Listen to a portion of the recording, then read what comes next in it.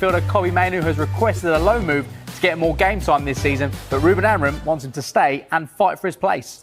Nick Waltemade has tumultuous start to the season for Manchester United. 1 point from their opening 2 Premier League games, followed by that humiliating exit in the Carabao Cup at the hands of Grimsby Town. Carve, Manchester United have spent £200 million this summer. Brand new front three, Cunha, Mbeumo, Šeško. And yet we're talking about a club in crisis. How is this happening? Because it's Manchester United. Everything that happens at Manchester United is box office, it's back page news. I think in the old days on Fleet Street, sports editors used to say you can never go wrong by filling your pages full of stories about Manchester United. Basically what's happened is they got knocked out of the Carabao Cup in a game they drew and then they lost on penalties. The goalkeeper made some more mistakes. They played pretty well against Arsenal. I think it's not a crisis at any other club, but it's a crisis because it's Manchester United. Everything that happens at United is either a triumph or a crisis. It's always back page news.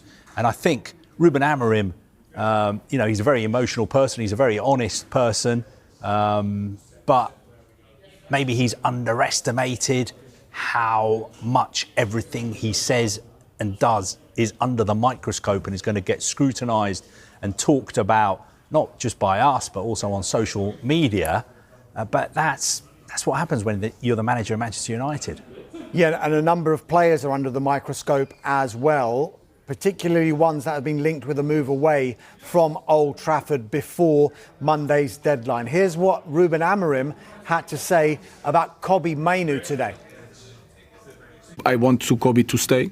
He needs to fight for his place, and we need Kobbie. So that is not going to change. The rest, I don't know how he's going to finish. I understand that the players that are not playing in this moment are disappointed, but everyone has the same, will have the same opportunity to play. You have to fight during the week. So Ruben Amorim says Kobbie Mainoo has to fight for his place. He said that he wants to go on loan for the rest of this season to get more game time, Sky. Manchester United say, no, we don't want to do that. We're not going to countenance a loan move at all. If you were in the shoes of Mainoo's representatives, what kind of advice would you be giving him? And is the advice he's been given to make it clear he wants to go on loan the best advice? Look, the first thing a good representative says to young players is you have to win your battles. If you don't try and win your battles, you're going to go somewhere else. And then if it doesn't work out for you, then you're going to be in the same scenario. I don't know what's going on at Manchester United. What's bloody going on? You know? I mean, why are these young players wanting to leave one of the biggest clubs in the world? For me, there's no excuse. They're one of the biggest clubs in the world. They've got unbelievable funding, incredible infrastructure. Other clubs shouldn't be competing at a higher level than them. And young players shouldn't want to leave a club like Man United. I don't know what's going on behind the scenes, but for one thing, I think that good young players should have Man United at the top of their list. And just an example of a young player saying, I want to leave, is not good PR. It's not a good image. You know, in my view, Man United should be trying to come to some kind of arrangement with Kobbie Mainoo for him to stay and be part of the team. Because young players leaving all the time is just not a good look. James, Sky says young players should not be in a position where they want to leave Manchester United, but Kobbie Mainoo is not the only one, is he? No, Alejandro Garnacho looks like he's going to go as well, but Rasmus Hojlund, and I think Manchester United fans have a huge amount of sympathy for Rasmus Hojlund because at the start of pre-season he looked really good, but things changed very quickly as soon as Benjamin Šeško became a United player. It looks like he's going to travel to Naples in the next 24 to 48 hours. That's what Naples hope anyway. We're just waiting for the final bits to be agreed when it comes to personal terms. His representatives are in Naples right now. And there's growing confidence that a full agreement can be reached. There's an agreement in principle that Rasmus Hojlund will join Napoli on loan with an obligation to buy at the end of the season, and that obligation to buy in total, this will cost around £40 million, which is what Manchester United were looking for, and that obligation is dependent on Napoli qualifying for the Champions League. And bearing in mind they won Serie A last season, it seems likely that this is going to be a permanent exit for Rasmus Hojlund. And the reason why there's sympathy is this guy came in 2 years ago to lead the line for Manchester United at such a young age after having an impressive spell at Atlanta where he scored 8 or 9 goals. He was never the right player to be leading the line for Manchester United, but because of the way things worked out of injuries and lack of signings, he had to lead the line. He was successful in Europe, in the Premier League not so much.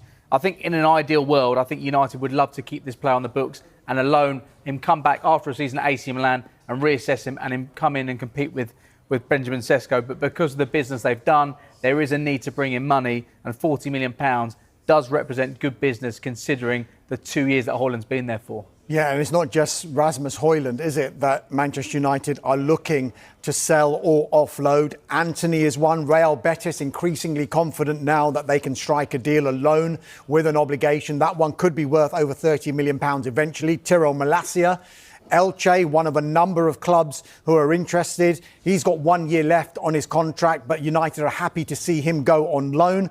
Jadon Sancho, possibly the 4th or 5th transfer window in a row we are talking about him. He could yet remain at Manchester United because there doesn't seem to be anything as concrete as the other players just now. Roma are interested. There are Saudi clubs interested, Turkish clubs interested as well, but he doesn't seem anywhere closer to a move.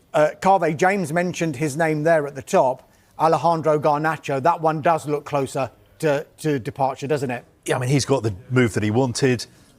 Compromise was reached. Chelsea paying £40 million,